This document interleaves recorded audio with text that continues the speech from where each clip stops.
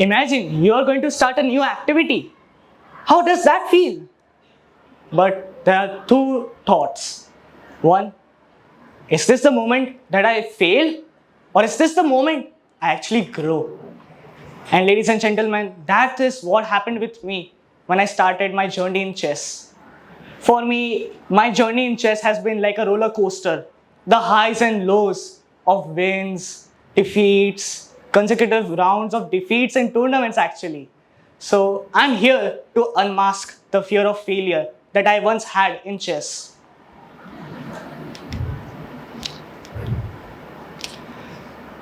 Imagine an activity that you often felt comfort with. An activity in which you felt that whenever you are having a very bad day, you can just have 10 minutes off and play that activity. For me, I never had that. It took me 6 years to find that activity I liked because I heard from my seniors that you need to have an extracurricular in order to submit it to universities, colleges, and you have to show consistency as well.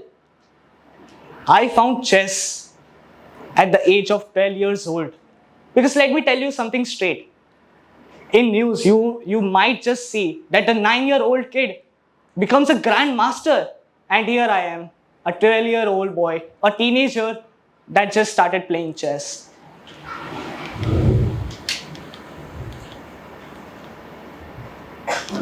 I found chess. It was an activity that actually found me a lot of comfort, and plus it helped me to build my patience and consistency. I found various technologies, apps, and even puzzles that I took a lot of time to solve. And this actually built my cognitive skills and even my critical thinking skills. For me, it was very exciting. I was in 7th grade when I started playing chess, and I had the news that a tournament is actually coming around, a chess tournament of Rapid. There are different formats of tournaments of chess: Rapid, Blitz, and Bullet. It was a rapid format. That means I had to be very consistent. I cannot lose my focus and my concentration. In my first tournament, I actually got 6th rank. And it was a district tournament.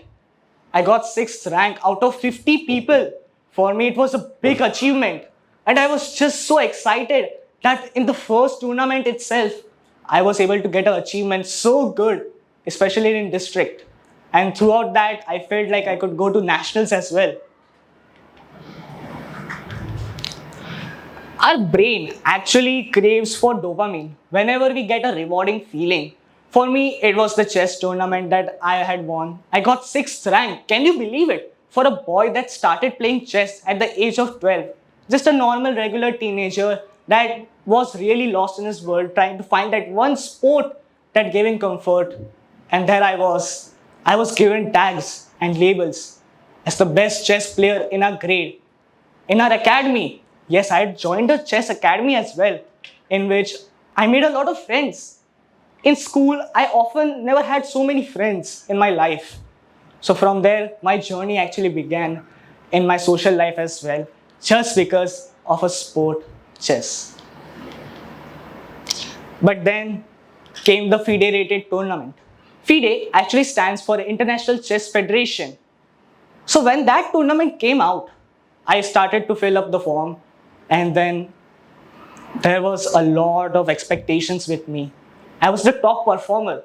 So every now and then when you give a test, and in that test you are able to become a topper, that's when the expectations start to rise. A lot of people judge you that this guy will blast it off.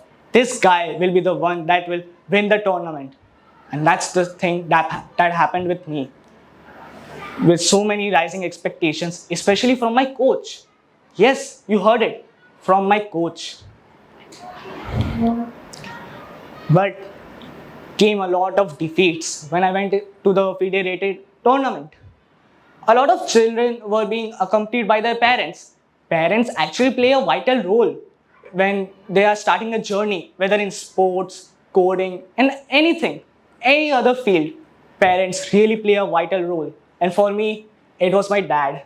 They supported me the most when I needed warmth, when I needed comfort, when I was losing or I was winning, they were the one. So that is why parents give a really vital role in any field. But in chess, now we can say that my graph was going really down. I really felt frustrated, agitated. My focus was going haywire. I was losing my habit of practice.